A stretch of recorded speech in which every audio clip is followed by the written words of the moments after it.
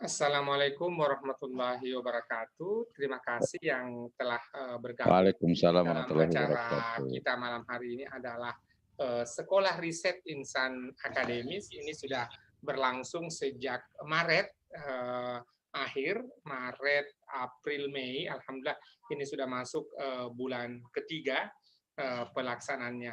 Kita menunggu bergabungnya beberapa orang lagi. Walaupun demikian, tanpa menunggu kehadiran mereka, kita langsung akan mulai tepat pukul 19.30 waktu Bogor. Terima Ya. kasih. Assalamualaikum, Prof. Waalaikumsalam Ismail. warahmatullahi Sehat. wabarakatuh. Ya, kita sambil menunggu sebentar ya. Sudah jam berapa di Makassar? Beda sejam. Sudah sholat Isya kah? Sudah, ini baru saja sholat setelah setelah selesai sholat, doa sedikit, langsung bergerak ke depan Luar laptop. biasa. Jam ngopi? Insya Allah. Ngopi dulu biar semangat. Oke, saya udah siapkan ini sebenarnya, Pak. Saya mau kirim dulu pakai ini. Saya bisa share screen ya? Bisa, sudah saya set up itu untuk share screen itu. Sudah. Betul. Kita mulai, Ustaz. Ya, ini juga kita juga live di fanpage Masika Ichmi. Ya.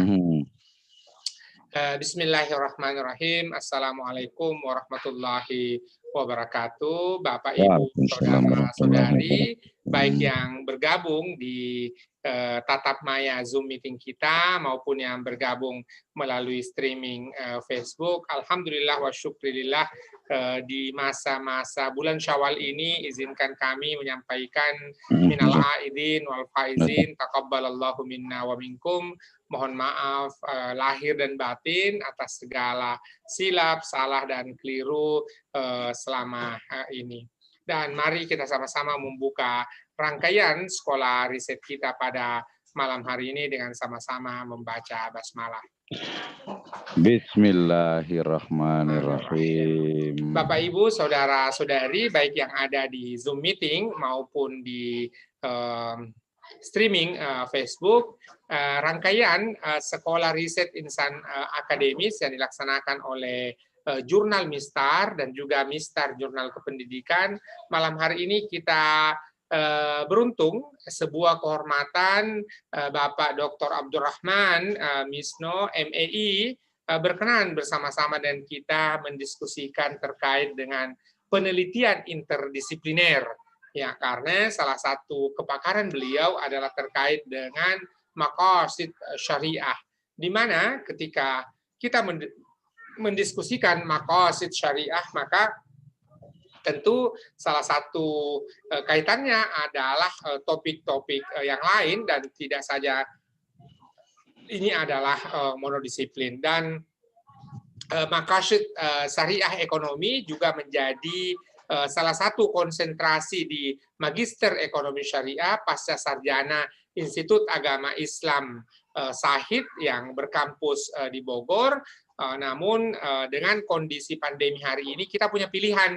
Mulai semester depan akan ada kelas digital yang dibuka. Silahkan buka websitenya inais.ac.id untuk informasi pendaftarannya. Dan nanti juga Dr. Abdurrahman Misno akan memberikan sedikit banyaknya informasi terkait dengan pasca sarjana Institut Agama Islam Sahid, di mana beliau yang langsung menjadi direkturnya.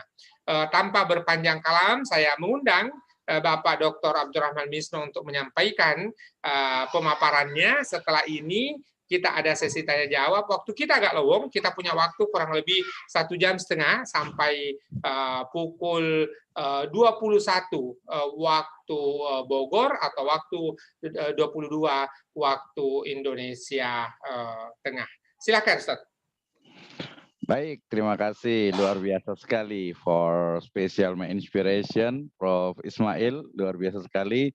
Pertama tentu saya ucapkan terima kasih, jazakumullah khairan, sudah memberikan kepada saya kesempatan untuk bisa hadir di acara yang sangat luar biasa sekali ini. Saya sambil berusaha untuk nge-share dari materi saya. Ya, alhamdulillah ini langsung bisa saya share. Ya, kemudian saya ingin is a problem. Ya, actually ada kalau share itu hanya yang PDF saja. Berarti nanti saya akan tukar dengan PDF.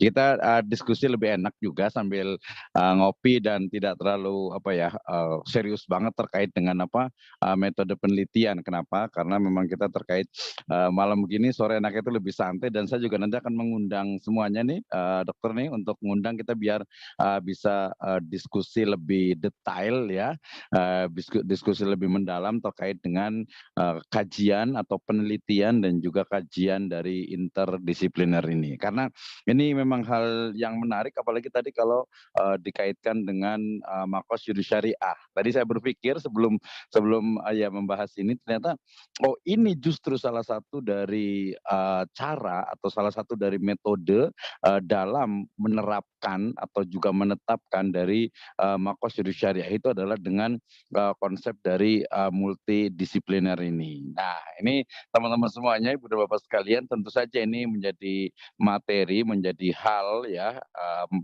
tema yang sangat menarik sekali ketika kita ingin membahas secara detail tentang berbagai disiplin ilmu ya, berbagai disiplin ilmu dengan pendekatan dari keilmuan yang berbeda. Oke, Dr. Ismail, saya sebenarnya mau nge-share tapi saya perlu convert dari PowerPoint ini ke PDF. Apakah bisa dibantu di-share dari situ saja? Boleh kirim ke saya, nanti saya share dari sini. Oke, saya akan tukar dulu. Saya akan saya akan kirim di WhatsApp ya. Sebentar. Ini saya agak putar sedikit. Ismail.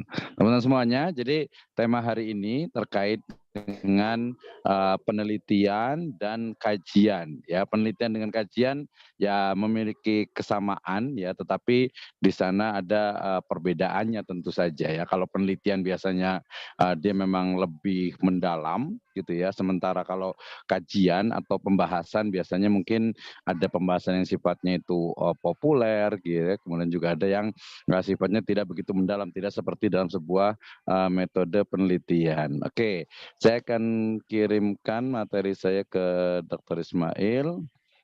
Sebentar. Tadi ada sedikit. Oke, di penelitian interdisipliner. Ini sebenarnya untuk bahan diskusi saja saya buat sangat sederhana juga, tetapi insya Allah mudah-mudahan bisa menjadi pemantik ya bagi pembahasan di malam hari ini. Oke, saya sudah kirim, Dr. Ismail, boleh dilihat ya. Kemudian nanti boleh dibantu di-share-kan. Saya akan kembali ke screen saya. Ya, bisa ya, boleh dilihat di WhatsApp ya.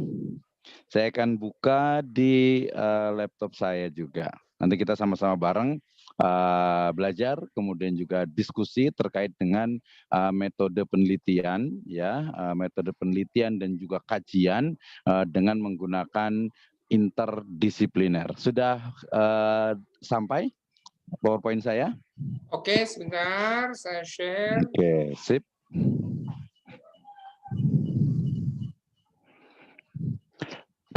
Ini beberapa teman sudah bergabung.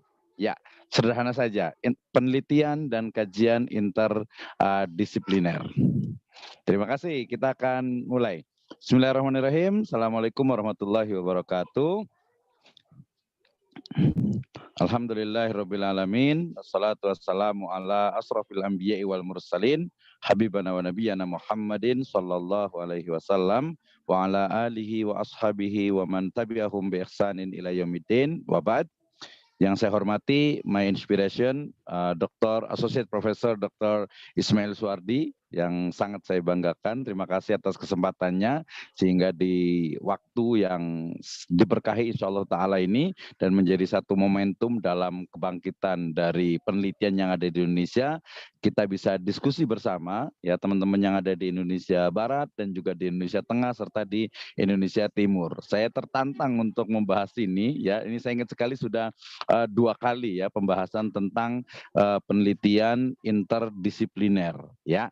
Jadi penelitian dan di sini ada tambahan dengan kajian. Tadi saya katakan sebenarnya antara penelitian dan kajian atau pembahasan itu tidak jauh berbeda. Tetapi kalau saya melihat ya lebih ke arah penelitian itu memang levelnya lebih tinggi karena terkait dengan riset metodologi. Ya walaupun kajian itu juga studi juga, studies juga gitu ya. Nah saya akan bicara juga tentang Islamic Studies ya dengan pendekatan an interdiscipliner approach. Ini juga menjadi hal yang menarik sekali karena tadi di awal Dr. Ismail mengatakan tentang bagaimana maqasidus syariah. Sebenarnya saya masih belajar juga nih ya. Jadi bagaimana ternyata dalam konteks maqasidus syariah salah satu caranya adalah membahas dari berbagai disiplin ilmu ya, dari berbagai perspektif sehingga menemukan oh ternyata ini yang disebut dengan maslahah dalam syariah, dalam aturan Islam. Baik, kita akan bicara tentang penelitian dan kajian interdisipliner. Saya ingatkan lagi dengan firman Allah Subhanahu wa taala ya bagi yang muslim ya kita diingatkan dengan firman Allah Subhanahu wa taala dalam surat An-Nur ayat ke-31 ya di mana Allah Subhanahu wa taala berfirman a'udzubillahi minasyaitonirrajim bismillahirrahmanirrahim Allahu nurus samawati wal ard masalu nurihi kamishkatin fiha misbah al misbah fi zujajah wal zujajatu ka'annahu kaukaba al ayah. Jadi ayat di surat An-Nur ini ya berbicara tentang Allahu nurus samawati wal ard. Allah itu adalah nur, cahaya ya dari langit dan bumi. Permisalan cahayanya, cahaya dari Allah Subhanahu wa taala itu seperti sebuah nyala sebuah lampu yang ada di dalam lampu itu berarti zaman dulu itu kan pakai api ya, lampu yang ada dalam sebuah tabung kaca ya, yang tabung kacanya itu sangat luar biasa sehingga kemudian minyaknya itu begitu mengkilap ya, berkilau itu akan nampak dari di barat dan juga di timur. Nah, seolah-olah ayat ini bukan bicara tentang metode penelitian, tapi sejatinya justru sebuah riset itu pasti ya, insya Allah Taala itu mencari satu kebenaran yang mutlak. Ya, sehingga nanti kalau ada teman-teman yang mungkin masih di level S1 gitu ya, mereka akan menemukan oh penelitian saya hanya pengaruh dari X1 terhadap Y. Ya, atau mungkin kalau di S2 dan X1 dan X2 terhadap Y. Itu kenapa ada pembatasan? Karena ya memang kemampuan dari mahasiswa itu akan berbeda antara level S1, S2 dan S3.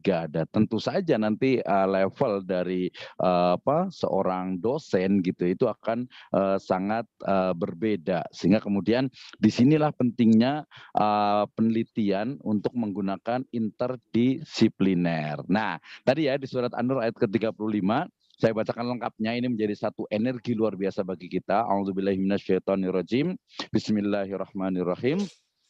Allahu nurus samawati wal ard masalu nurihi kamishkatin fiha misbah al misbahu fi zujajah az zujajatu ka'annaha kaukabu durriyun yuqadu aw yuqidu min syajaratin mubarakatin zaitunatu la syarqiyati wala gharbiyatin yaqadu zaituha yudhi'u walau lam tamsashu nar nurun ala nur yahdillahu linurihi mayyasha wa yadribullahul amsala linnasi wallahu bikulli syai'in alim. Ya, jadi ini berbicara tentang bagaimana cahaya dari Allah Subhanahu wa taala itu adalah puncak dari sebuah kebenaran. Sehingga sebuah penelitian, sebuah kajian tentu saja dia akan mencari sebuah kebenaran. Dan di An-Nur ayat 35 ini berbicara tentang kebenaran yang mutlak. ya, kebenaran yang high level, yang paling tinggi, yaitu cahaya dari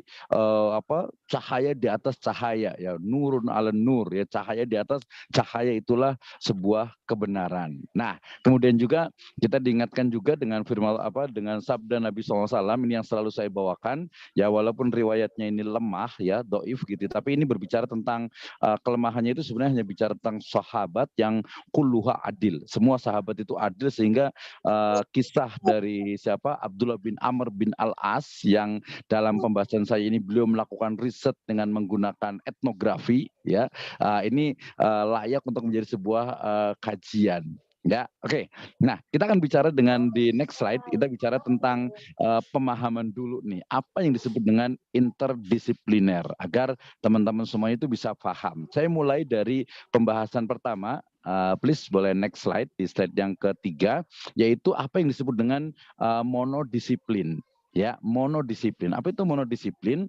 Yaitu suatu disiplin ilmu tertentu menggunakan metode tertentu, ya, di samping ilmu-ilmu yang lainnya, baik teoritis maupun praktis. Jadi satu ilmu tertentu kemudian dia dibahas dengan bisa alat ilmu dia sendiri atau dengan ilmu yang lainnya, tetapi dia hanya satu pembahasan saja, ya, hanya satu, kalau kita nyebutnya dengan research approach, dengan satu pendekatan tertentu saja. Contohnya, ketika saya akan ke syariah dulu, ya, karena saya bidangnya memang syariah.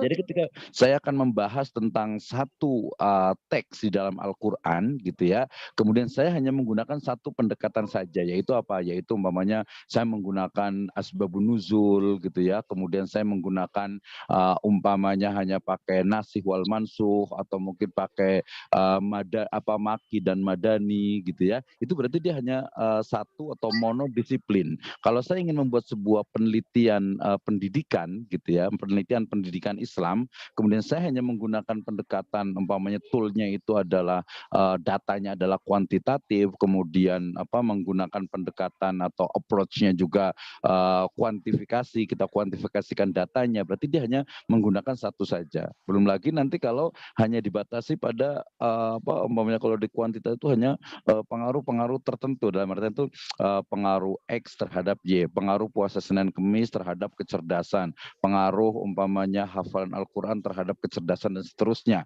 Berarti dia hanya memang menggunakan satu saja. Nah, berarti monodisipliner itu adalah suatu bidang ilmu tersendiri dengan objek material dan objek formal tertentu dengan metode tersendiri. Jadi ada ilmunya kemudian dibahas. Nah, kalau umpamanya nanti Al-Quran, ya, kalamullah itu, ayat Al-Quran itu dia dikaji dengan ilmu tajwid, dikaji dengan ilmu tafsir, ya, nanti dikaji dengan ilmu balaghah, ya. Nanti kalau dia penggunaan dengan ilmu yang lainnya, umpamanya saya pengen mengkaji Al-Quran tapi dengan pendekatan historical approach, dengan pendekatan dari ilmu sejarah umpamanya, wow, itu udah nanti bukan lagi mono tuh, udah nanti inter, ya, sudah bisa jadi inter, ya. Karena apa? Kenapa dia menggunakan ilmu lainnya untuk memotret, untuk menganalisis bidang ilmu yang lainnya. Termasuk sekarang banyak sekali berkembang nih teman-teman di STAIN, di IAIN, di UIN itu pasti mereka ketika bicara tentang hadis, kemudian muncul apa yang disebut dengan the living hadis,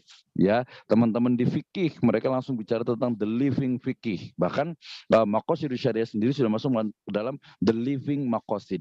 Ya, ketika bicara tentang Al-Quran juga dulu muncul, ya, kajian-kajian terkait dengan dengan hermeneutik. Itu kan satu disiplin ilmu yang kemudian mencoba untuk loncat, ya, dan menjadi satu tool, satu alat untuk apa? Untuk dia menganalisis ilmu yang lainnya. Sehingga banyak sekali Al-Quran itu Al-Quran itu kemudian dikaji dengan umpamanya pendekatan antropologi. Itu ada antropologi Al-Quran, gitu ya. Kemudian juga dengan pendekatan ekonomi, ada ekonomi Al-Quran, ya, dengan pendekatan manajemen. Jadi itu sangat luas sekali. Jadi sekarang itu polanya itu memang bukan lagi bicara tentang mono. Kalau mono itu oke lah, itu mungkin untuk mahasiswa S1 dan seterusnya, sehingga memang nanti variabelnya, gitu, variabelnya juga sangat terbatas, kemudian pembahasannya sangat terbatas dan sebagainya. Contohnya begini, ini agak sedikit ke pendidikan. Ketika ada seorang mahasiswa melakukan sebuah penelitian, umpamanya pengaruh puasa Senin Kemis terhadap prestasi siswa, ya kan? Maka kemudian dia akan kumpulkan, diambil populasinya di mana, kemudian nanti diambil sampelnya, umpamanya diambil sampel di kelas 4 ya, kelas 4 SD ya, atau kelas 7 lah, puasa kelas 4 mungkin belum kuat ya, kelas 7, kelas 1 SMP.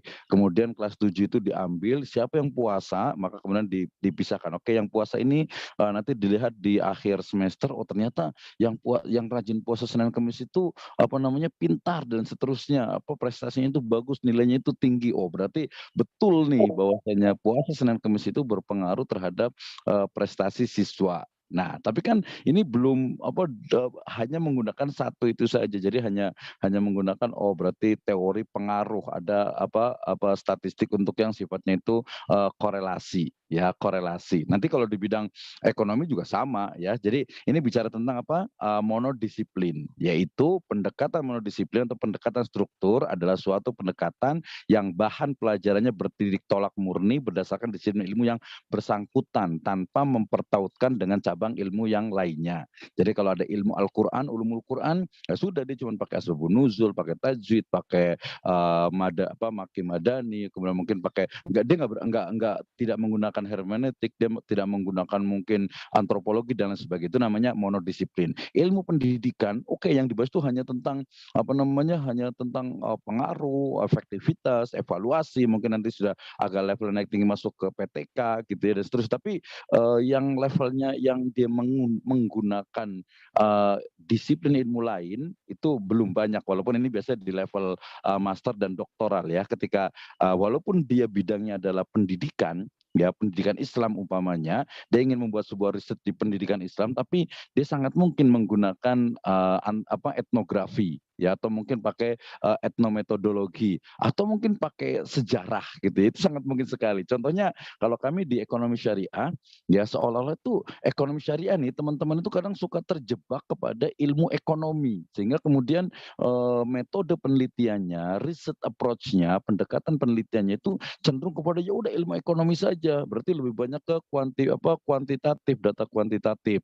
Sementara kalau kita bicara tentang wah enggak juga. Kenapa? Karena ilmu dari fikih muamalah itu sangat mungkin untuk menjadi pisau analisis bagi ekonomi syariah ya. Kemudian juga untuk yang saya pernah buat sebuah pelatihan itu statistik for muamalah atau statistik for Islamic Studies. Ya, ini juga menarik juga bahwa statistik itu sangat mungkin untuk kajian-kajian Islamic Studies. Itu ada di buku saya di metode penelitian muamalah. Oke, selanjutnya yang kedua ada tadi pertama monodisiplin, yang berikutnya adalah antardisiplin. Nah, kita lihat apa itu antardisiplin. Antardisiplin itu adalah penggabungan dua atau lebih disiplin akademik ya ke dalam satu aktivitas ya. Contohnya pendekatan antardisiplin ini, jadi dalam sebuah penelitian di next slide please, di slide berikutnya. Jadi pendekatan antardisiplin ya muncul dari suatu permasalahan yang memerlukan metode atau pengetahuan dari beberapa bidang ilmu yang tidak dapat diselesaikan hanya dari satu bidang saja. Ya tadi contohnya, betul tidak sih orang siswa yang puasa Senin Kamis itu memang pengaruh satu-satunya dari kecerdasan, dari prestasi? Belum tentu juga. Kenapa? Karena mungkin ada juga yang dia puasa Senin Kamis tapi ternyata nilainya itu kurang bagus. Ya kita nggak bicara tentang nilai bagus atau tidak ya, dalam arti semua nilai semua siswa itu ya pintar dan seterusnya gitu. Tapi kok ada juga nih yang mereka tuh rajin puasa Senin Kamis tapi kok ininya kurang. Nah ini juga sama nih.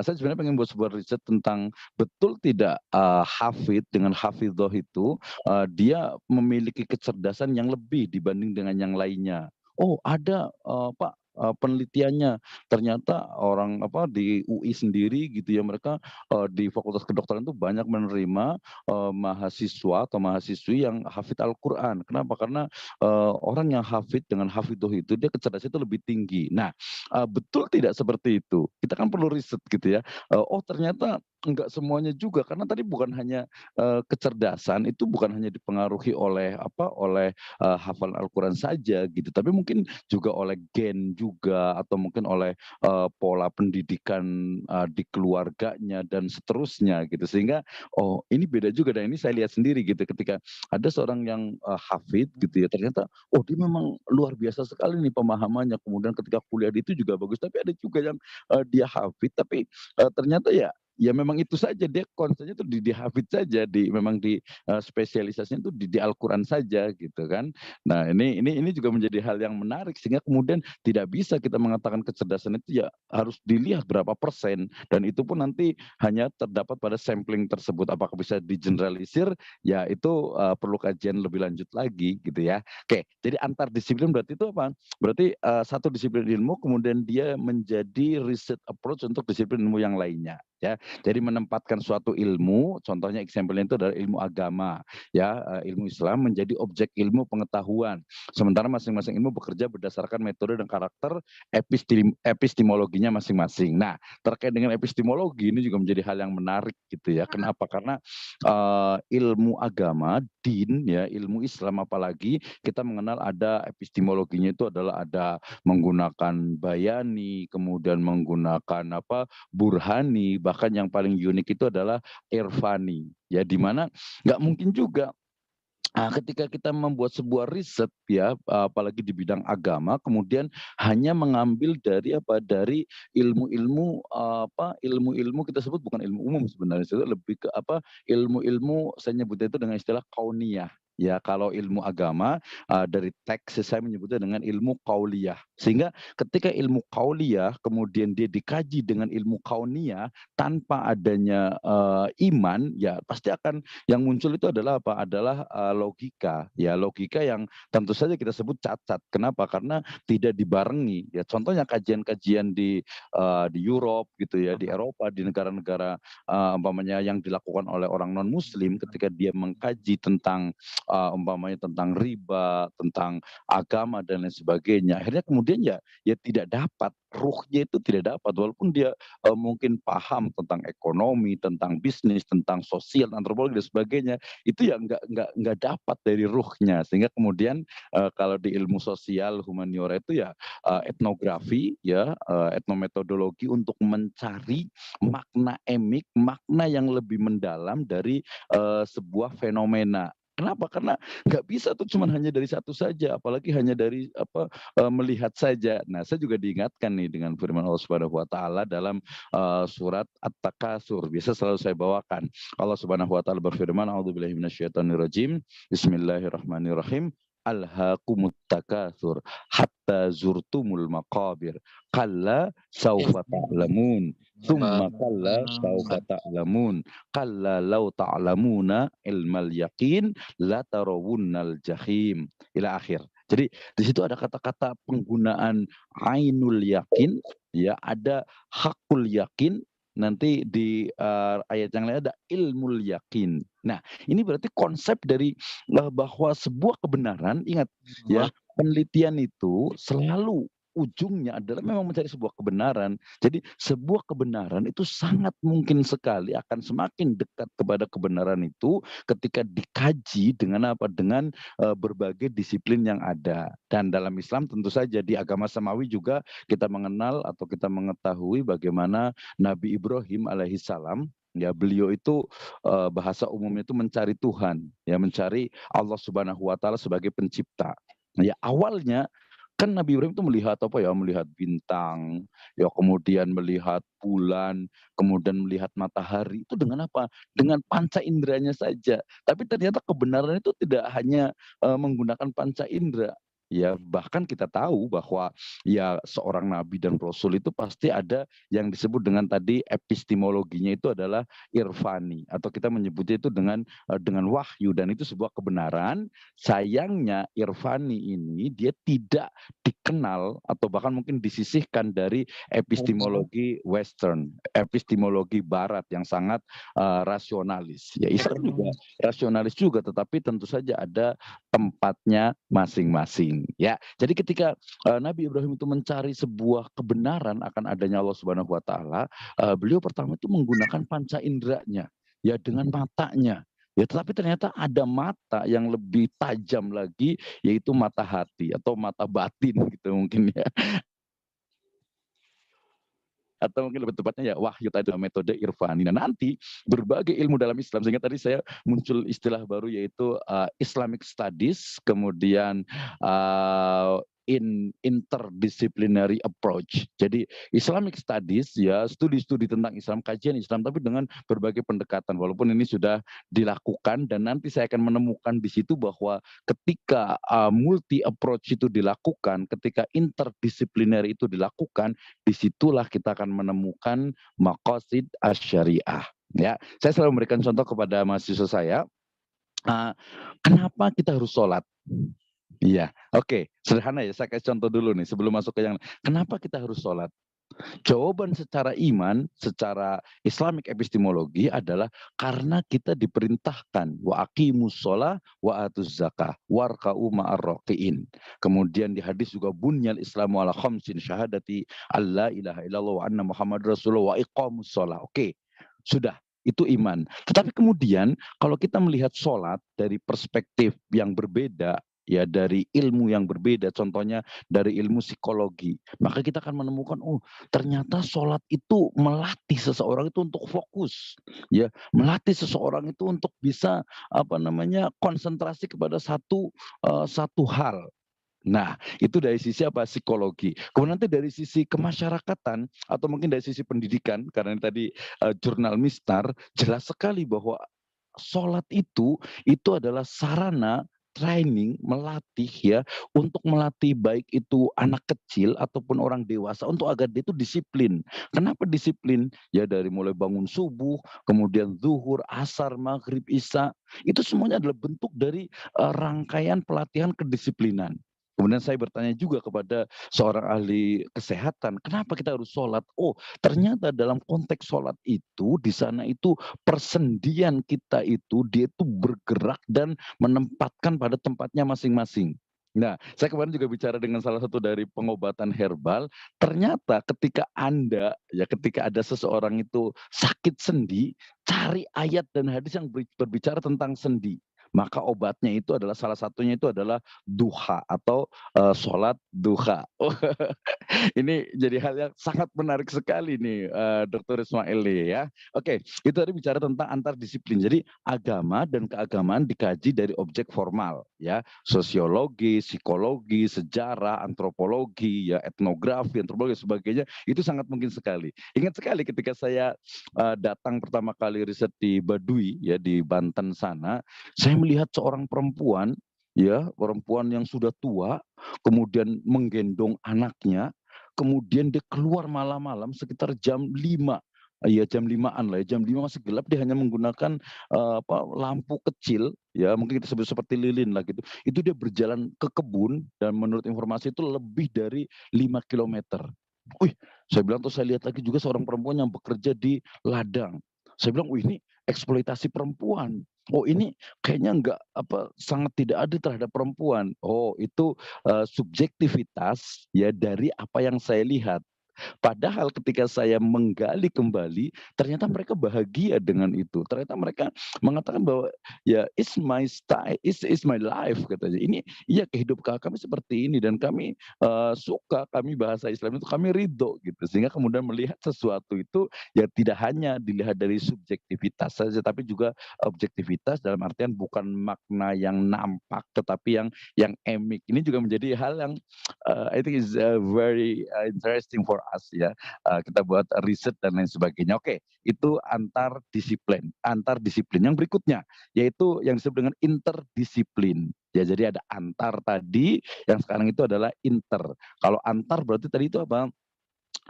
ilmu yang lain meriset, ilmu yang lainnya lagi. Satu ilmu meriset ilmu yang lainnya lagi, itu antar. Kalau inter, bicara tentang apa?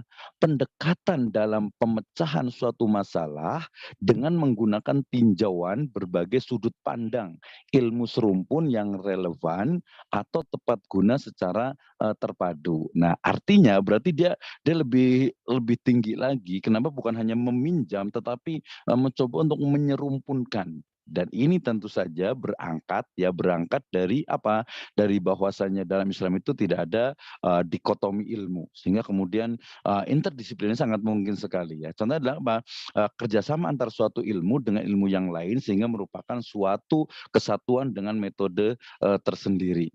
Makanya kemudian nanti ada antropologi Al-Quran, ada the living hadis, the living fikih, the living maqasid ya. Nah, itu menjadi hal yang maka kenapa? Karena diharapkan mampu mengkaji berbagai aspek yang ada dan menyajikan natural setting dari, kajian objek.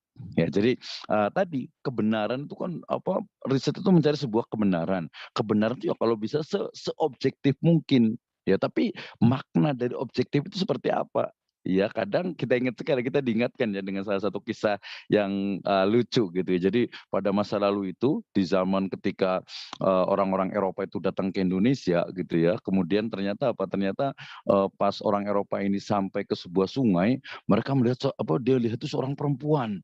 Nah, perempuan sedang apa? Perempuan itu sedang memegang kain ya, jarit itu, kemudian dia memukul batu dengan jarit itu.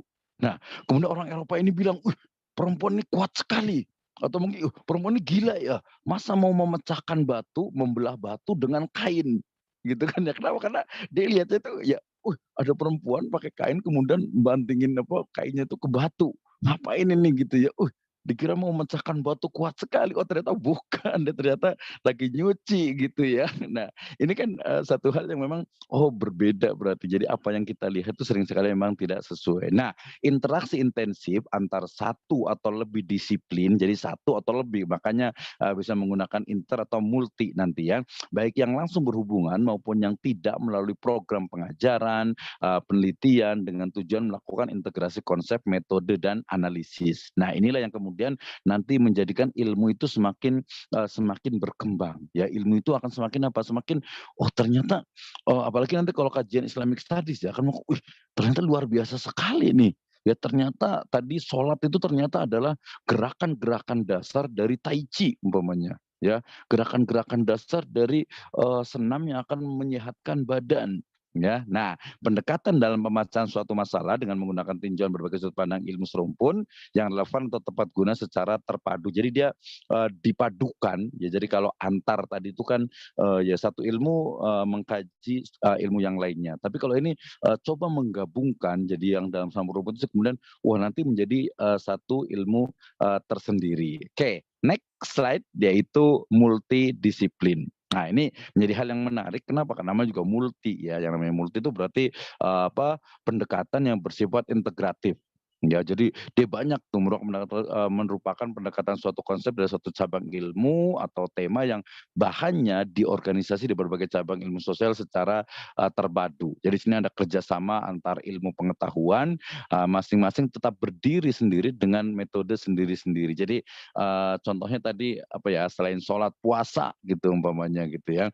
Puasa itu kan kajiannya selama ini ya mungkin kewajiban dari puasa, rukun dan sholat puasa gitu ya. Kemudian belum sampai kepada, di kedokteran, ya kedokteran Islam tentu saja harus, lebih detail tentang risetnya. Sebenarnya puasa itu seperti apa sih? Sampai kemarin, saya diskusi dengan seorang teman itu, kenapa ya umpamanya seorang bayi itu dia harus ditaknik, ya harus diberikan apa, baru lahir itu bisa dikasih madu atau kurma.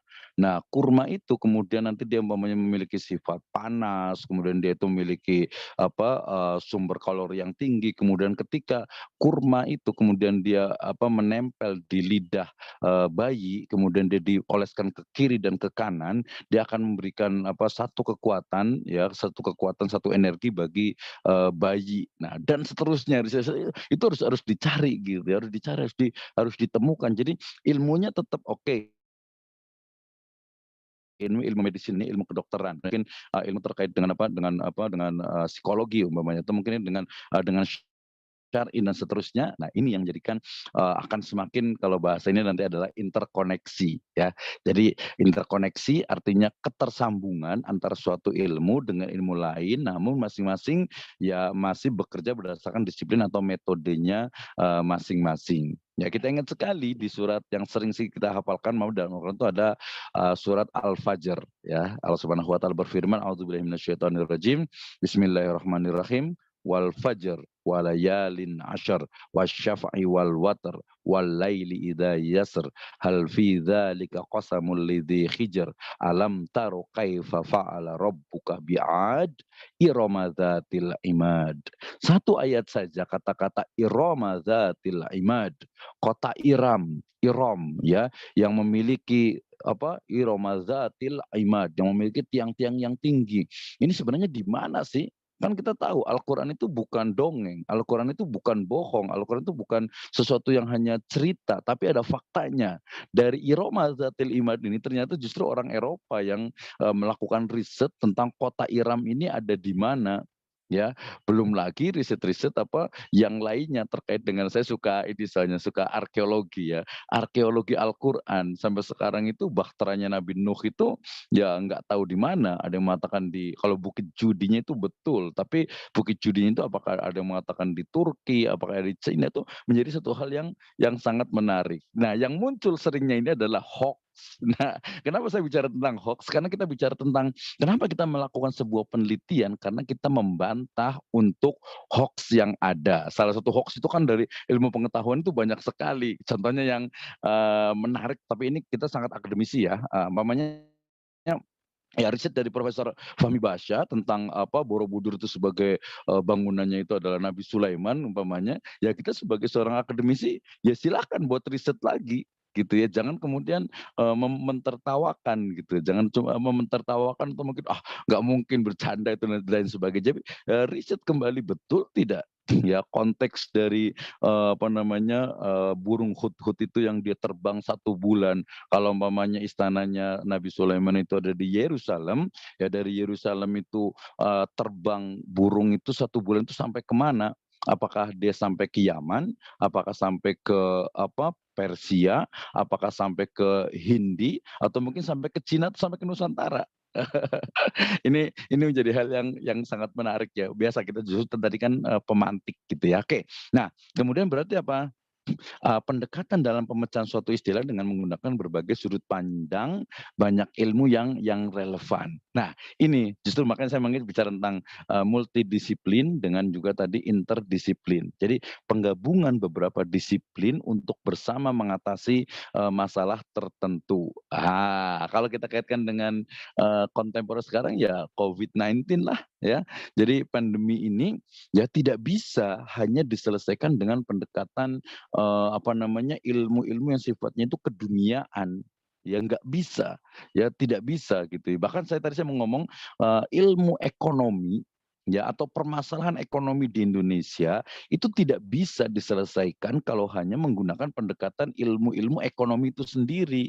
Apalagi kita sebagai seorang muslim kemudian ya harus ilmu agama ya, ilmu-ilmu syariah itu dia dia mengkaji ya tentang permasalahan ekonomi yang ada. Kenapa utang di Indonesia itu mungkin banyak? Kenapa pandemi ini terus terjadi? Apalagi ini yang bagian di sosial politik nih. Wih, itu akan is very interesting ya, sangat menarik sekali untuk dikaji dengan berbagai pendekatan. Tadi berarti ya, kenapa multidisiplin ini penting? Karena melihat satu masalah dari berbagai perspektif, dari berbagai sudut pandang. Tapi ingat, bukan hanya memandang, bukan hanya melihat, tetapi mengkaji secara detail berdasarkan metode ilmiah. Apa itu metode ilmiah? Ya kita mengenal dalam yang disebut dengan paradigma ya. Bagaimana paradigma dari positivisme, kita tahu ya. Ini teman-teman di pendidikan nih, nggak apa-apa apa-apa, bagus juga gitu ya. Paradigma positivisme dengan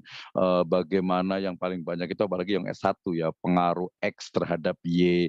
Ya nggak apa-apa, itu bagus untuk awal, tapi kemudian di level master, kemudian apalagi di level PhD, di doktoral atau seorang dosen, itu udah nggak bisa lagi hanya menggunakan itu. Ya bahkan kita harus berani menggunakan disiplin ilmu lain untuk kemudian mengkaji disiplin ilmu lainnya. Kita ingat sekali dengan Jasir Auda, seorang ahli maqasid syariah ya, yang dia menggabungkan atau bahkan dia mengkaji maqasid syariah dengan pendekatan ilmu komunikasi.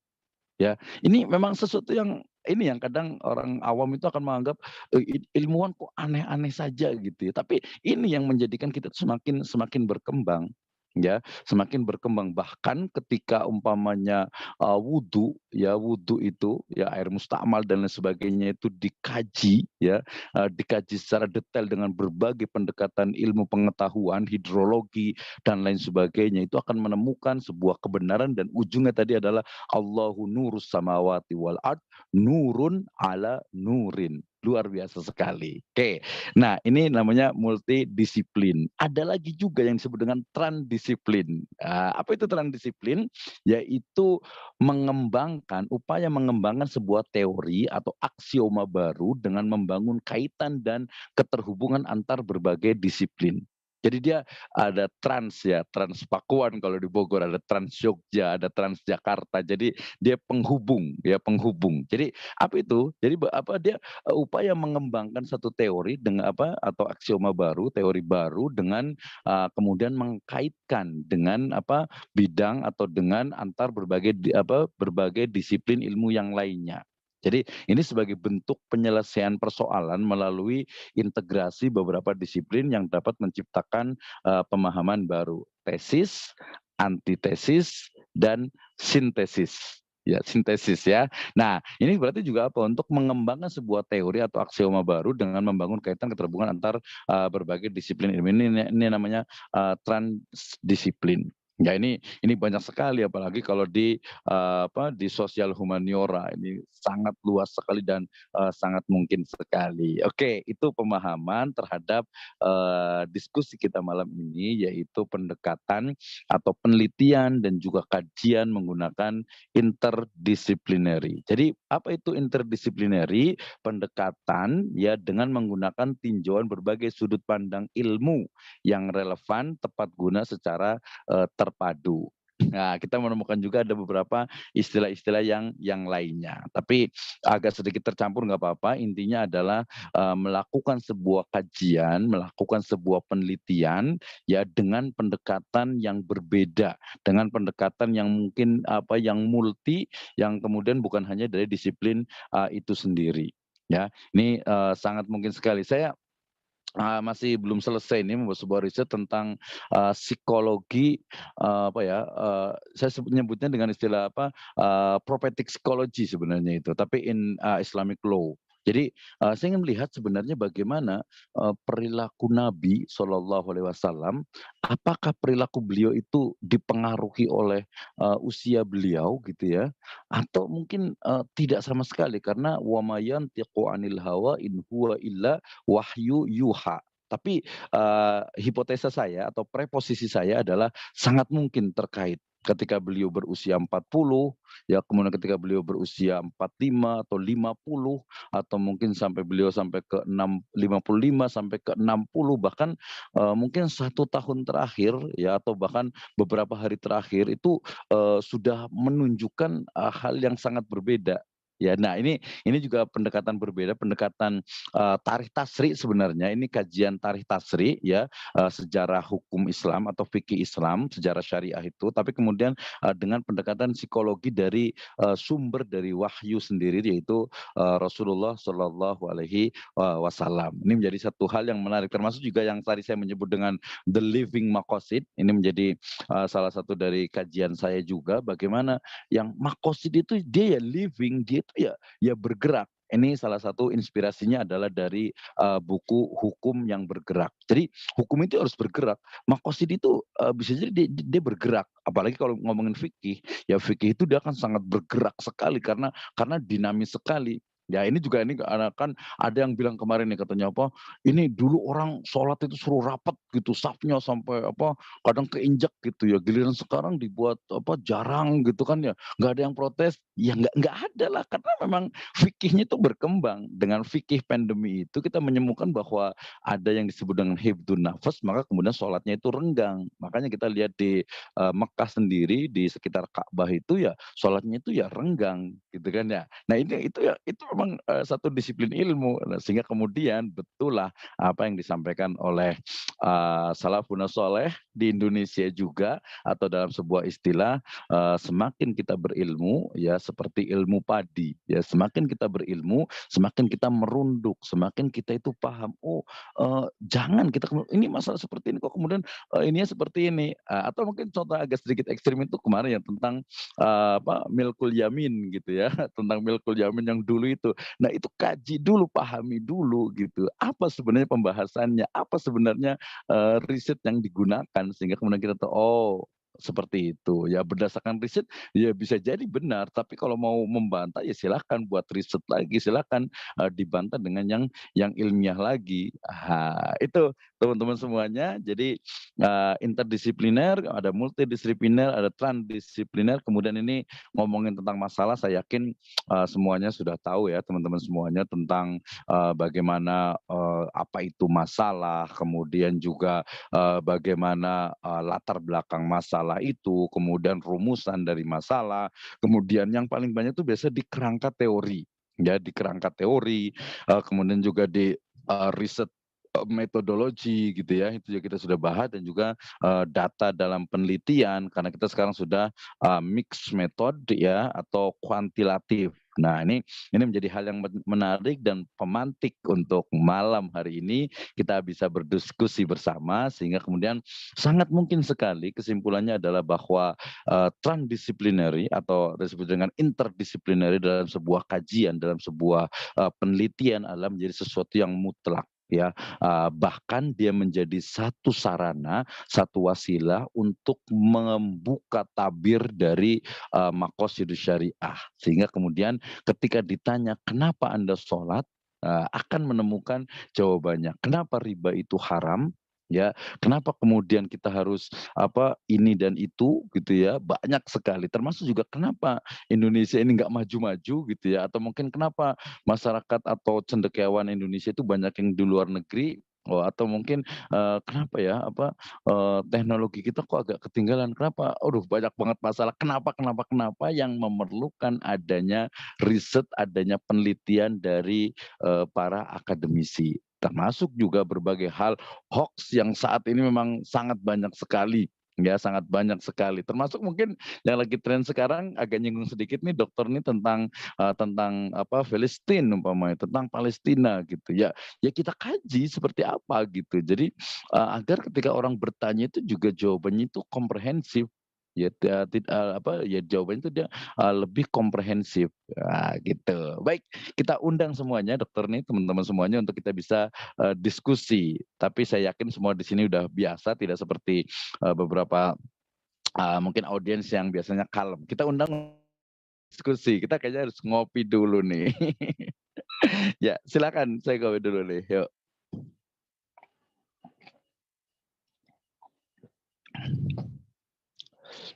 Ya, Bapak Ibu saudara-saudari, demikian pengantar dari diskusi kita oleh Bapak Dr. Abdurrahman Misno terkait dengan penelitian interdisipliner ini. Yang pertama adalah ketika kita meneliti, maka jangan sampai untuk level menengah ke atas ya. Kalau tentu ada yang menulis skripsi, tentu baru menggunakan pendekatan monodisiplin.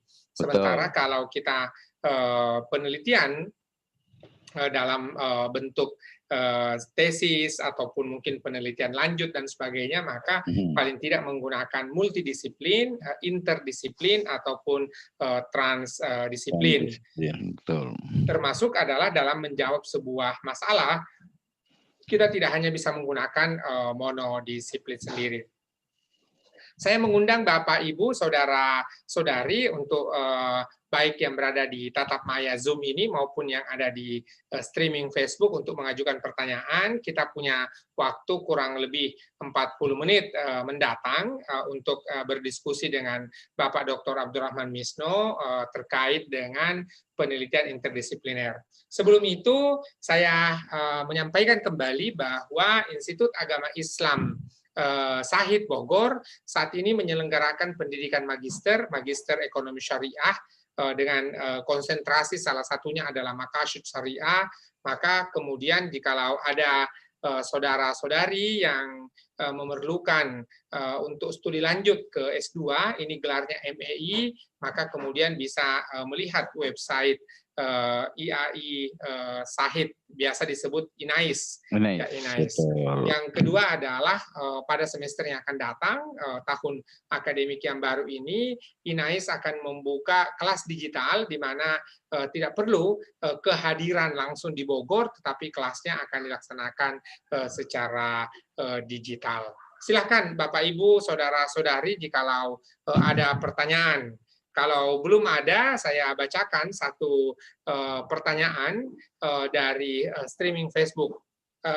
Bagaimana kita kemudian melihat sebuah masalah dari transdisiplin? Karena boleh jadi ini yang menjadi pesan Prof. Amin Abdullah, bagaimana sebuah masalah penelitian dikaji dalam bentuk interkoneksi dan apalagi dalam pandangan Prof. Amin Abdullah. Silakan, Dokter.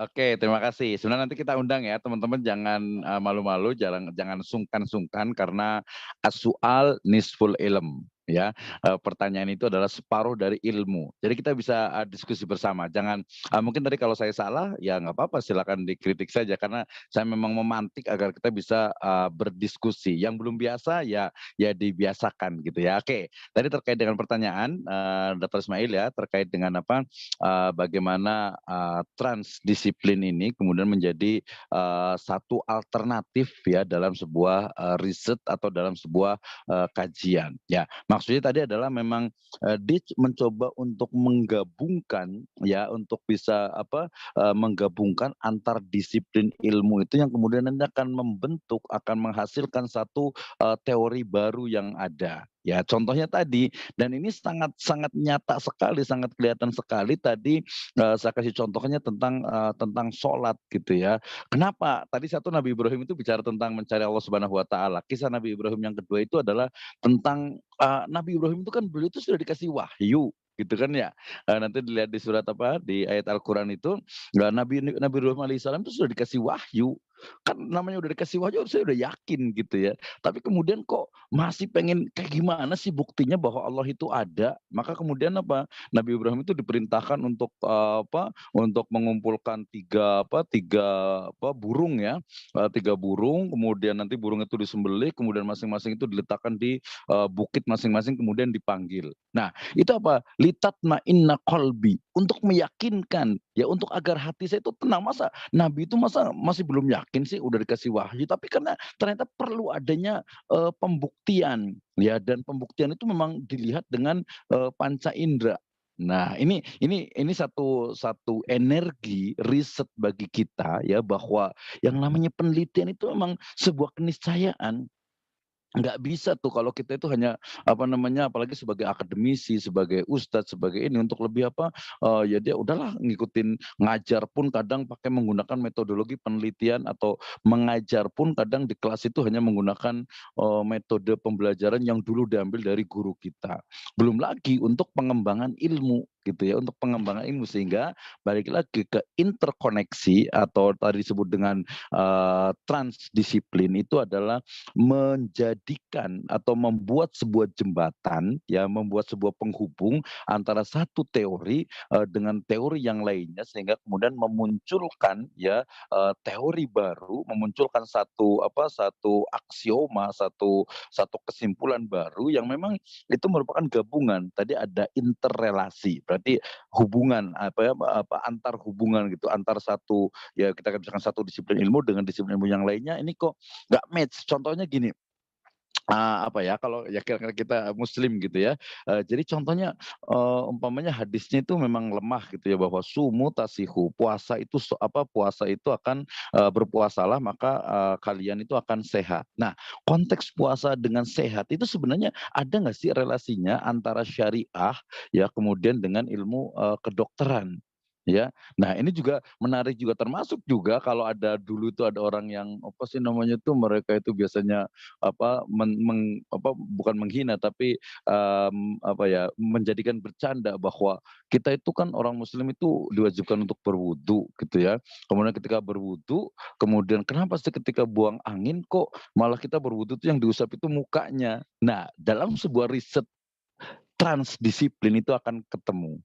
Ya, kita akan menemukan itu, oh ternyata korelasinya, hubungan itu sangat kuat antara wudu ya dengan antara batal, dengan wudu gitu ya, antara seseorang itu itu dari sisi, syariah. Nah, kalau dari sisi pendidikan tentu saja, di dunia pendidikan, disiplin ilmu yang lainnya, itu sangat memungkinkan sekali dan levelnya sih memang ini, PhD ya, levelnya itu memang di dosen dan juga, di ya dosen dan doktor itu sehingga mereka menemukan. Contohnya tadi saya bantu teman juga bikin disertasi tentang, Islamic microfinance dengan SDGs. Ya, jadi bagaimana Islamic microfinance ini dengan SDGs ya, apakah dia, korelasinya itu apakah memang mendukung, ini kan kalau saya nyebutnya itu ya ketika wahyu langit itu bertemu dengan realitas bumi gitu ya, bahwa SDGs itu adalah pemikiran manusia kemudian, wahyu itu datang dari Allah Subhanahu wa taala itu bertemu, tapi di situlah justru, kekuatan dari, Islamic approach ya. Ya, ini yang saya pikir, sangat mungkin untuk dikembangkan. Jadi, sekali lagi kalau dalam prakteknya contohnya transdisiplin itu adalah, bagaimana satu teori tadi tentang saya kasih contoh itu tentang tentang bagaimana sholat, tentang bagaimana puasa, tentang bagaimana, wudu dengan batal gitu ya, itu dari sisi, mungkin masih di, Islamic studies. Tapi kemudian kalau umpamanya tentang adab umpamanya, kenapa sih dalam Islam itu ada istilah, al-adab qoblal ilm. Kenapa harus adab dulu baru ilmu?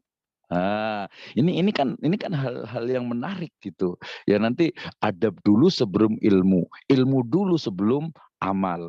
Nah, itu menjadi hal yang, oh berarti dalam konteks pendidikan Islam itu memang adab ya, tapi adab yang seperti apa? Apakah hanya yang sangat formalis dalam artian itu hanya cium tangan gitu ya, hanya mungkin, salam saja tapi, esensinya itu malah justru kurang didapatkan gitu kan. Nah ini menjadi hal yang menjadikan interdisipliner itu transdisiplin juga itu akan harus kita gunakan ke depannya. Tadi ada, arkeologi untuk mengkaji Al-Qur'an, arkeologi untuk mengkaji hadis gitu ya, kemudian sehingga muncullah sekarang itu arkeologi Islam. Oh belum ada, paling ada bukunya Profesor Uka Chandra Sasmita, itu tentang arkeologi Islam, tetapi hanya bicara tentang ilmu arkeologi dengan objek Islam. Ya, sama juga ya karena saya di Bogor, Profesor Dr. Din Hafidudin, beliau membahas tentang, manajemen kemudian syariah. Jadi, masih terbatas hanya pada nilai-nilai dari, manajemen.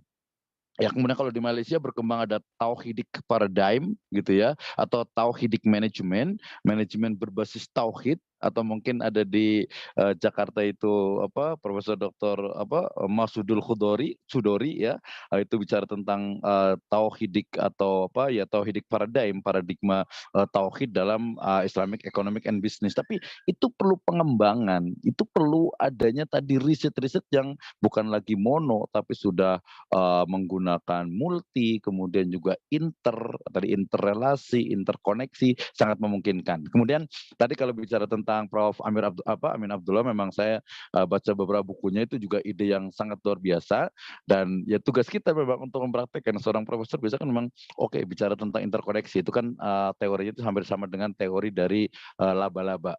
Ini hampir semua UIN ada ya, teori ilmu. Kalau di Malang itu adalah pohon ilmu. Kalau interkoneksi itu apa, sarang laba-laba. Sarang laba-laba itu kan dia dari yang paling dalam, kemudian nanti dia terkoneksi, nggak bisa lepas tuh. Jadi kalau kita ngomongin bahkan sampai apa ilmu tentang apa ya, umpamanya astronomi, ya ilmu tentang planet-planet dan sebagainya, itu dia terkait dengan yang paling inti di dalam sebuah sarang laba-laba, yaitu nas tauhid. Ngomongin tentang psikologi, makanya ada psikologi Islam. Walaupun kemarin saya ngobrol dengan ahli psikologi Islam, itu teorinya itu belum banyak berkembang. Ya, teori tentang psikologi Islam itu belum banyak berkembang. Sehingga kemarin saya ingat sekali anak saya mau masuk ke psikologi, saya bilang teorinya itu belum banyak, sayang gitu. Ya, belum lagi nanti ilmu yang lainnya. Jadi menggabungkan sehingga muncullah, makanya sekarang ada dalam konteks ada Islamic filantropi, Islamic CSR, ya dalam Islamic umpamanya halal tourism, ya kemudian juga halal resort, sampai ke halal airport dan lain sebagainya. Itu prakteknya yang ada di masyarakat. Tapi tugas kita adalah berarti kayak gimana nih? Ya, dari pola manajemen, kemudian juga implementasi dari tauhid itu bukan hanya yang sifatnya itu apa, ibadah mahdhoh saja, tetapi lebih luas lagi. Oke, itu jadi panjang lebar nih. Jadi teori tentang Pak Prof. Amin itu tentang di Winsuka itu tentang sarang laba-laba gitu ya, itu ya satu yang sangat luar biasa, tentu saja sangat luar biasa. Kalau kami di Bogor mencoba ngembangkan tuh pakai pendekatan Gunung Salak gitu ya, dengan konsep Gunung Salak. Kalau di Lampung itu kan pakai sungai gitu ya, di Malang tadi pakai pohon ilmu, di Makassar pakai apa tuh dari epistemologi ilmunya? Boleh sharing mungkin Iya, Prof. saya Ismail? kurang paham itu, Dokter. Tapi itu nanti mungkin mudah-mudahan pada kesempatan berikutnya kita boleh mendiskusikan itu. Tetapi jangan sampai istilah yang berbeda-beda itu hanya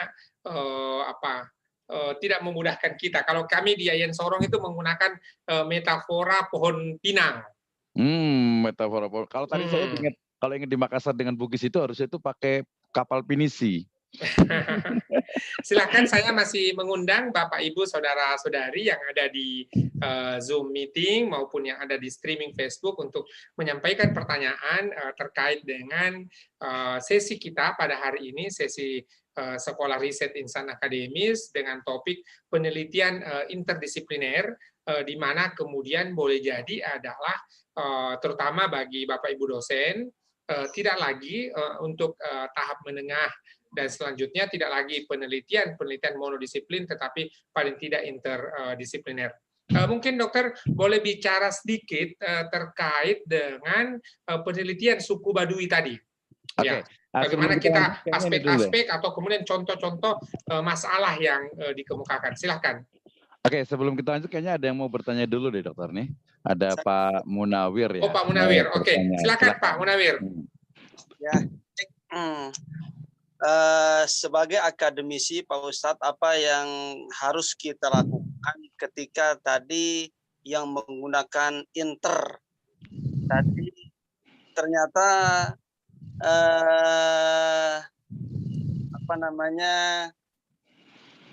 kita teralihkan kepada ketika tidak sesuai hasil riset itu bertentangan dengan teori wahyu Pak Ustadz.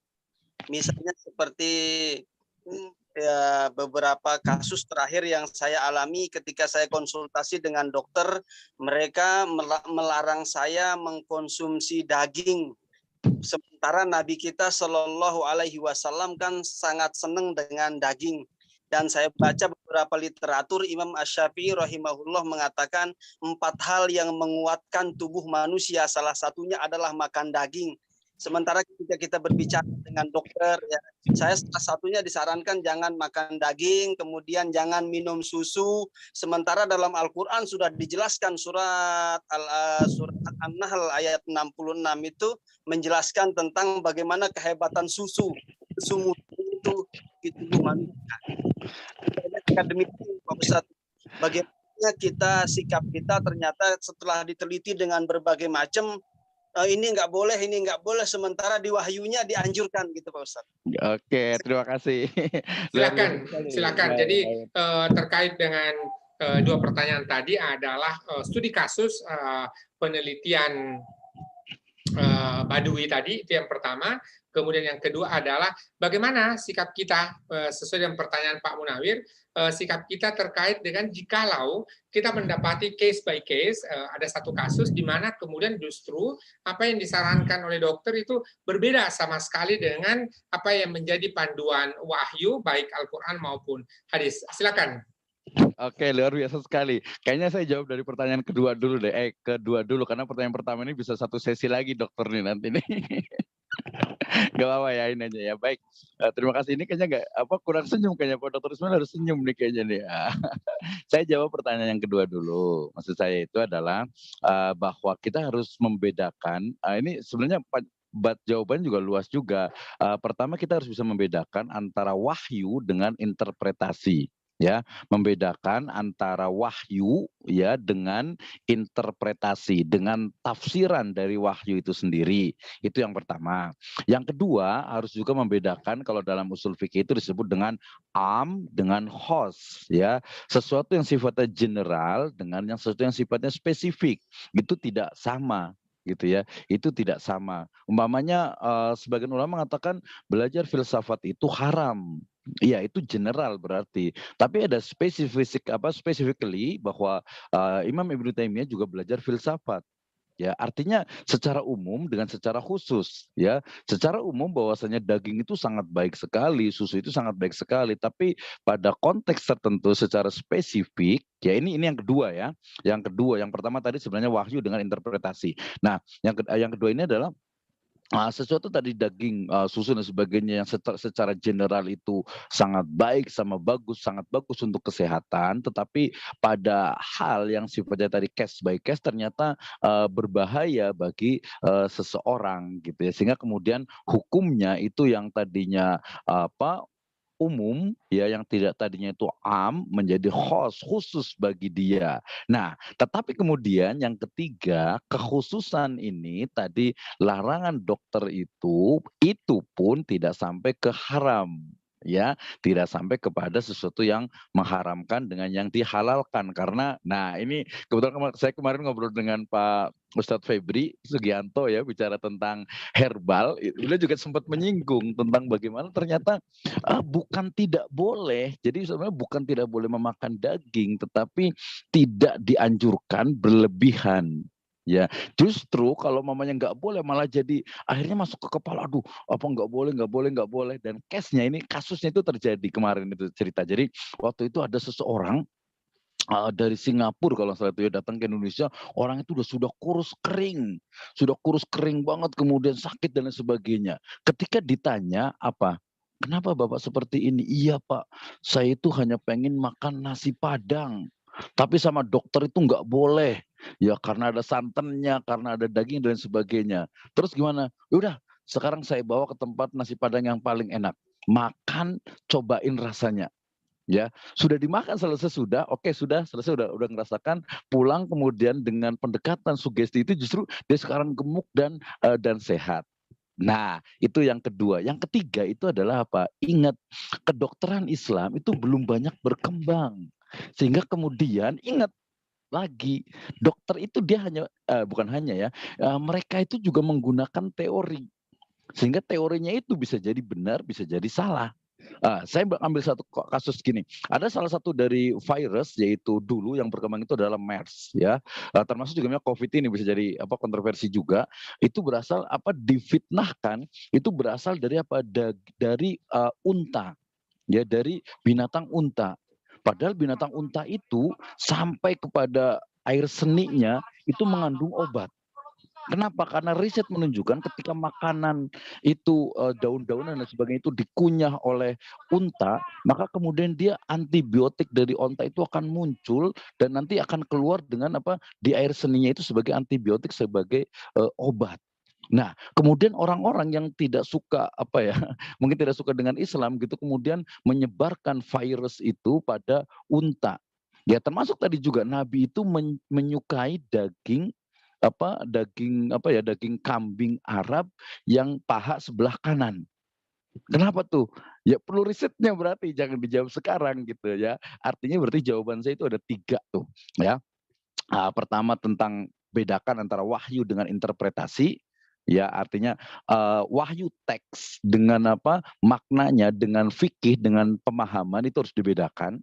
Yang kedua itu adalah pahami dengan khos, ya, keumuman untuk semua dengan kekhususan untuk tertentu itu akan berbeda, ya. Kemudian yang ketiga itu adalah pemahaman terhadap Tibun Nabawi, terhadap kedokteran Islam itu sekarang belum banyak berkembang, dan sesuatu yang yang dilarang oleh dokter itu juga pemahaman saya tadi itu bukan sesuatu yang memang tidak sama sekali gitu ya. Umpamanya orang yang asam urat itu nggak boleh makan kacang-kacangan, salah, karena ada beberapa jenis kacang itu yang justru bagus untuk asam urat gitu kan. Ada juga orang asam urat tuh nggak boleh makan emping katanya gitu ya. Nah, ini karena lagi-lagi kita terjebak kepada, kalau bahasanya salah satu dari motivator kita itu di Indonesia ini mengatakan kita membayar kebodohan kita gitu ya.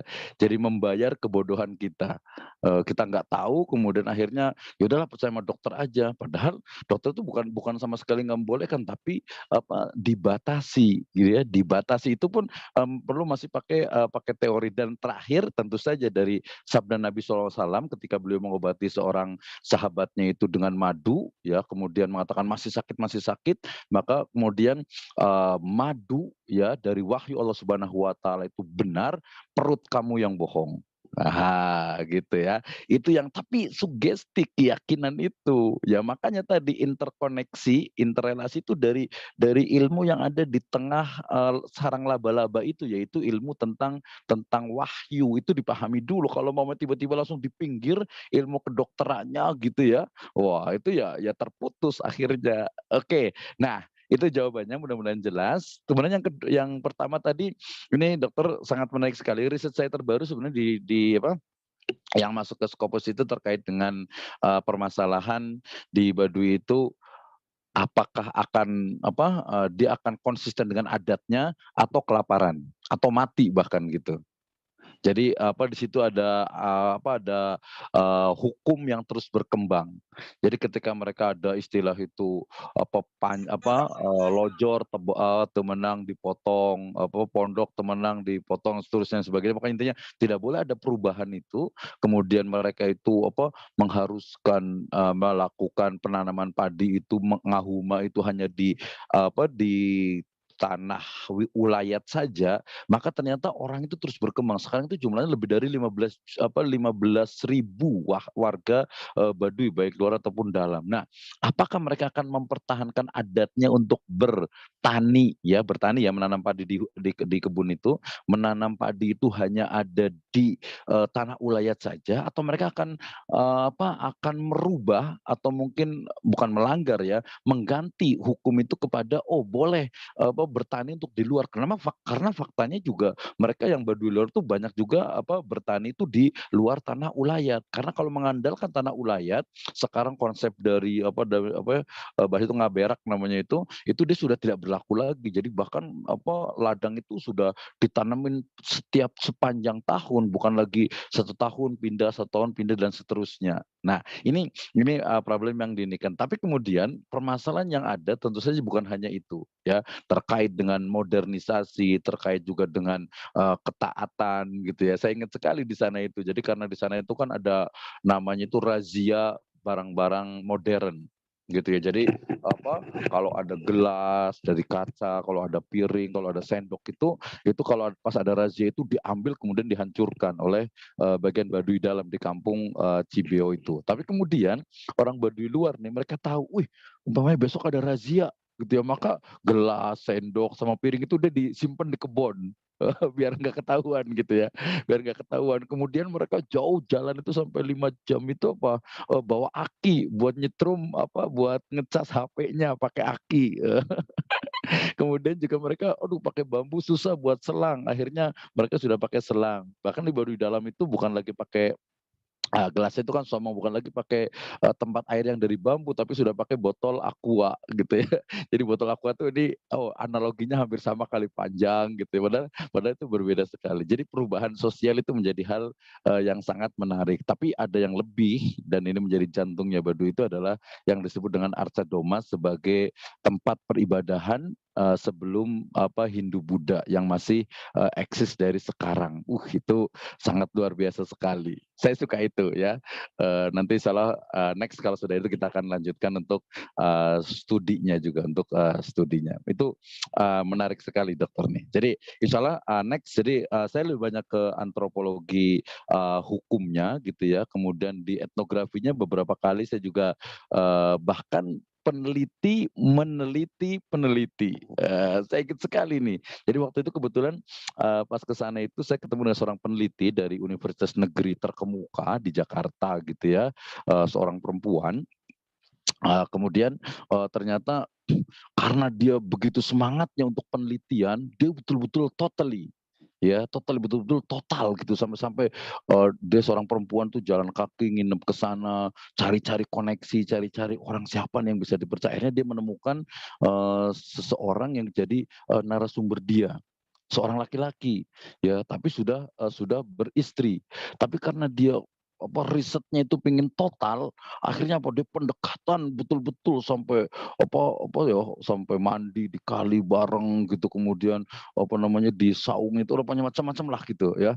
Nah ini betul-betul luar biasa ya, saya neliti itu.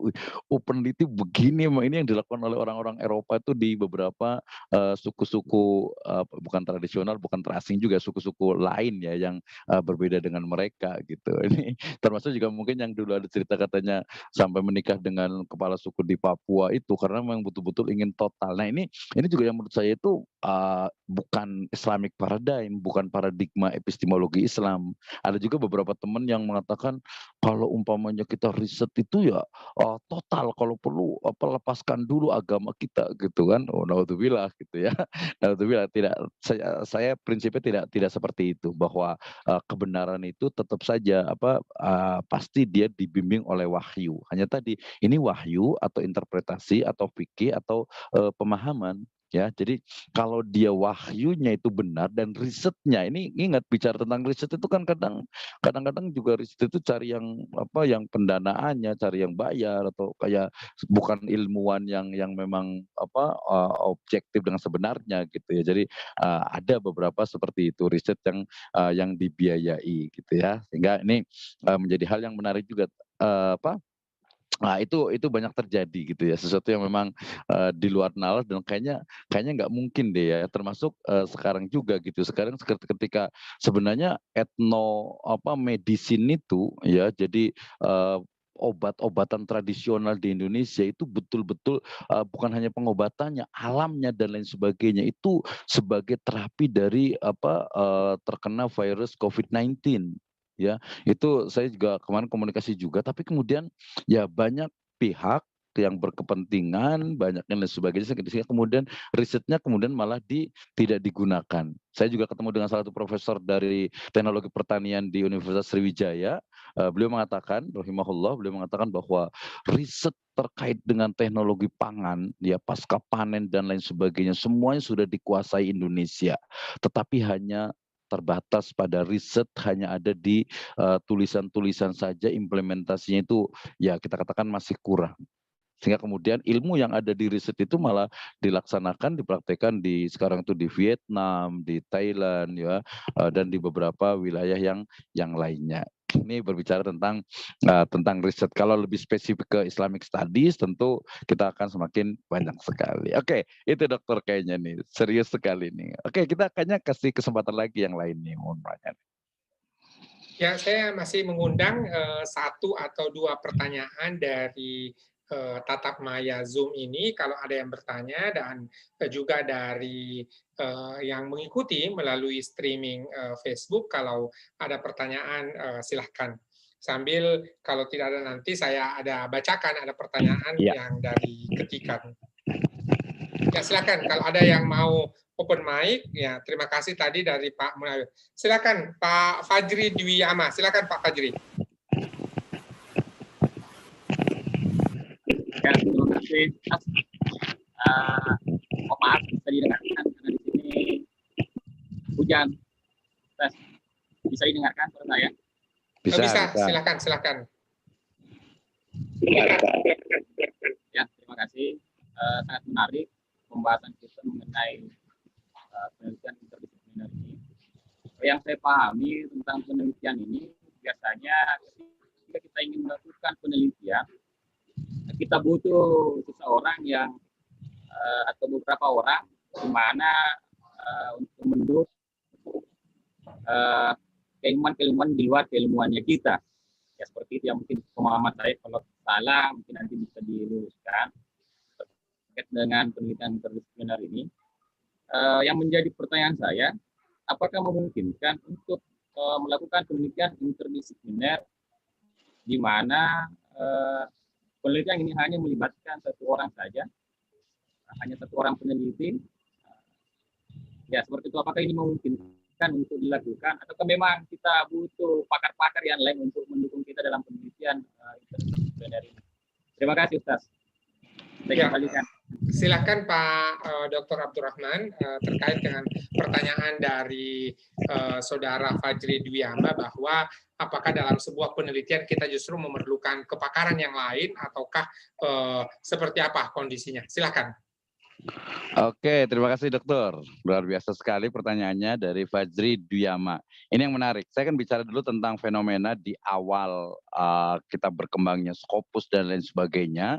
Ya mungkin ini bisa disebut awal tahun 2000-an ya, bahwa jurnal-jurnal yang ada di Indonesia, artikel jurnal yang ada di Indonesia ini banyak sekali, penulisnya itu adalah hanya satu orang saja gitu ya. Sehingga kemudian asing, aneh gitu ya, sangat aneh ketika ada satu artikel jurnal itu ditulis hanya oleh oleh lebih dari satu orang. Tadi budaya awal di Indonesia itu artikel jurnal itu hanya ditulis oleh satu orang. Tapi kemudian ketika melihat ada jurnal ditulis oleh 4 orang, 5 orang itu agak aneh. Ini kok banyak banget gitu ya. Oke, tapi kemudian itu sudah berlalu sehingga kemudian sekarang berkembang yang namanya artikel jurnal itu lebih dari 2, 3, 4 sampai 5. Walaupun fenomena yang terjadi sedikit mencet ini bahwa sebagian besar kalau di Indonesia itu kalau lebih dari 1, 2, 3, 4, 5 itu biasa mereka menggunakan budaya gotong royong. Apalagi kalau Scopus nih, ya kita buka-bukaan aja 2 juta, 2 juta, 2 juta, 2 juta setengah, 2 juta setengah, 2 juta setengah. Tapi bukan interdisipliner, bukan juga kerja bareng. Ya berbeda dengan ya mungkin bangsa yang lainnya gitu ya, di mana mereka ketika menuliskan namanya di sebuah artikel jurnal, ya mereka memang bekerja sesuai dengan kemampuan bidang ekspornya masing-masing. Nah, sehingga kemudian tadi berangkat yang satu itu sudah sudah lebih dari satu sudah biasa, tapi yang biasa sekarang itu 2, 3, 4, 5, tapi ternyata itu mereka tidak berkontribusi. Maka kemudian kita akan menuju kepada ya satu artikel jurnal, satu riset ya yang memang dilakukan oleh tidak hanya satu orang, 2, 3, 4 sampai 5, tetapi masing-masing peneliti itu memiliki kontribusi sesuai dengan ekspor dan bidangnya masing-masing. Inilah kemudian yang disebut dengan interdisciplinary ya. Artinya berarti bahwa kalau sebuah riset kemudian menggunakan interdisciplinary ya dilakukan oleh satu orang, ini sebenarnya perlu detail sebenarnya ya.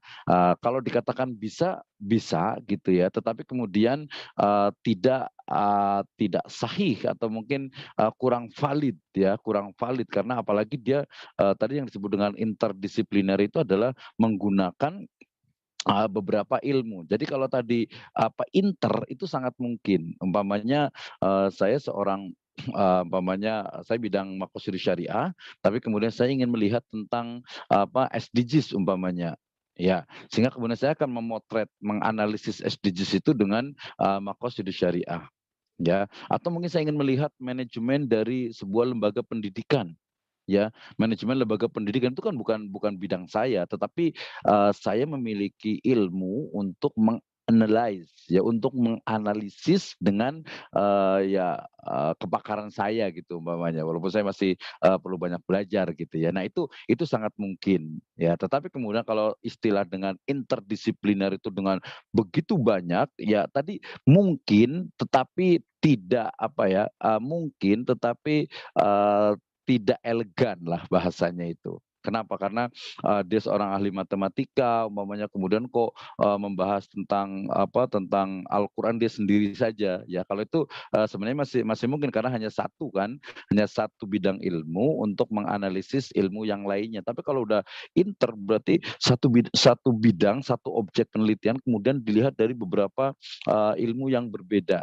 Nah, mungkin oleh satu orang tetapi tidak elegan. Kenapa? Karena bisa jadi kemampuannya itu memang sangat terbatas, sehingga kemudian yang elegan, yang sangat memungkinkan dan ideal itu adalah ketika sebuah riset kemudian nanti menjadi sebuah artikel ilmiah, jurnal gitu umpamanya, itu ditulis oleh lebih dari 2 orang dengan menggunakan interdisipliner.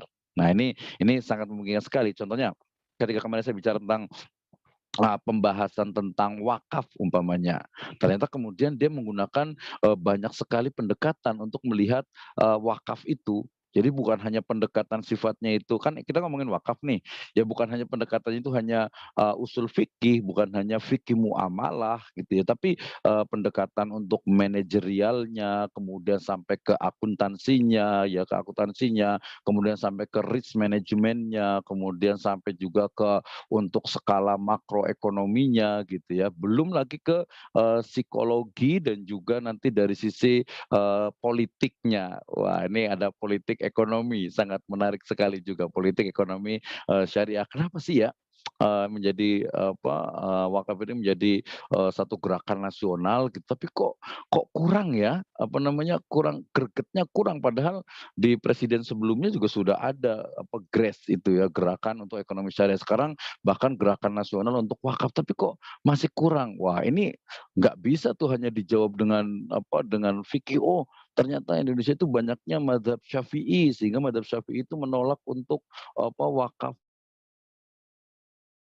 tunai, wakaf uang, ya nggak mau Syafi'i itu wakaf dengan uang, walaupun MUI sendiri dari atas sampai bawah yang mazhabnya Syafi'i juga sudah membolehkan wakaf uang, tapi kok belum? Oh, berarti jawabannya itu bukan fikih, tetapi mungkin ada trust atau mungkin kepercayaan yang ini terhadap pemerintah atau wallahu a'lam, itu perlu diriset.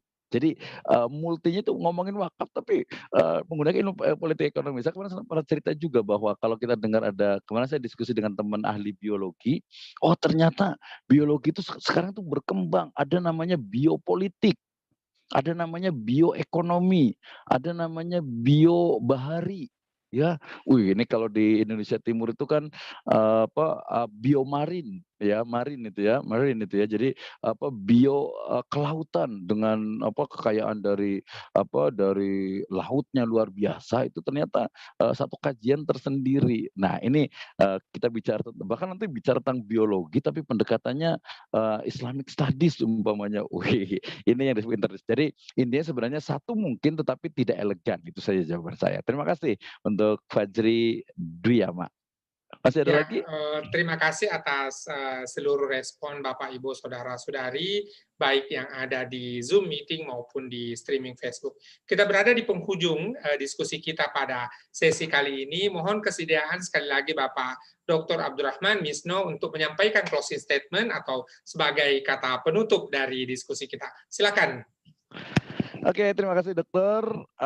Bahwa interdisiplin itu adalah pendekatan dalam pemecahan suatu masalah dengan menggunakan tinjauan berbagai sudut pandang ilmu serumpun yang relevan atau tepat guna secara terpadu. Maknanya, membuat sebuah kajian atau penelitian dengan interdisiplin atau interdisipliner berarti menggunakan berbagai disiplin ilmu ya di riset metodologinya itu untuk membahas satu objek tertentu. Nah, tentu saja ini menjadi satu pemikiran, satu pendekatan baru untuk pengembangan dari ilmu pengetahuan secara luas. Kenapa perlu dikembangkan sebuah metodologi? Karena itulah yang menjadikan, yang akan memunculkan teori-teori baru, ilmu pengetahuan baru yang sehingga kemudian memberikan kontribusi positif bagi agama, bangsa, dan juga negara kita. Sebagai seorang muslim, sebagai seorang akademisi, sebagai seorang yang memiliki kepedulian terhadap agama, bangsa, dan negara, maka menjadi sebuah keniscayaan bagi kita untuk selalu membuat, belajar, melakukan kajian dan riset terkait dengan berbagai objek yang diperlukan oleh masyarakat dengan pendekatan-pendekatan yang semakin berkembang. Dengan ini mudah-mudahan ya kita akan semakin terlatih untuk berpikir, terlatih untuk membuat sebuah penelitian, membuat sebuah riset dan menjadikan ya kita memiliki manfaat bagi masyarakat, bangsa, agama dan juga negara. Wallahu a'lam bishawab. Terima kasih dokter.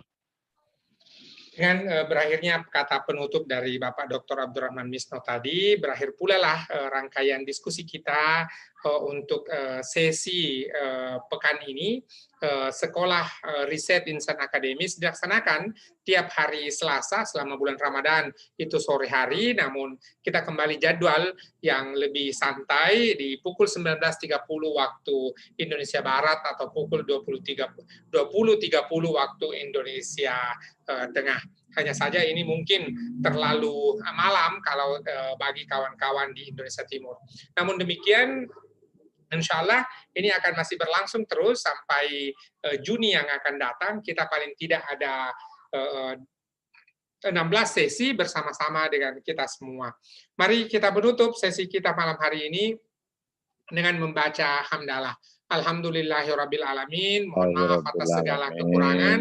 Terima kasih atas kesediaan Bapak, Ibu, Saudara-saudari bergabung baik di Zoom meeting, di tatap maya Zoom ini maupun melalui streaming Facebook. Selamat melanjutkan aktivitas. Billahi taufiq wal hidayah. Wassalamualaikum warahmatullahi wabarakatuh. Terima kasih Pak Dr. Abdurrahman. Ya, terima kasih semuanya. Selamat melanjutkan aktivitas dan selamat istirahat.